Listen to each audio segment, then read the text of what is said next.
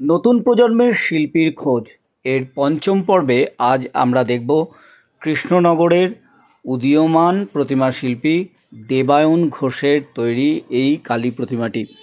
দেবায়ন ঘোষের বাড়ি কৃষ্ণনগরের পল্লীশ্রী বারোয়ারির একদম খুব কাছেই, খুব সহজেই তার বাড়িতে যাওয়া সম্ভব, সেখানেই তিনি কাজ করেন। দেখুন কি সুন্দর করে এই প্রতিমাটি তিনি নির্মাণ করেছেন।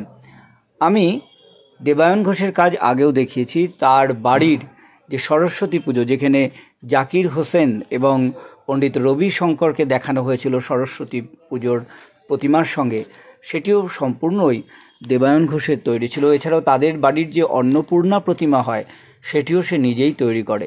এই কালী প্রতিমাটি কৃষ্ণনগরের তাঁতিপাড়ার একটি বাড়িতে পুজো পাবে। কেমন লাগলো দেবায়ন ঘোষের কাজ অবশ্যই জানাবেন।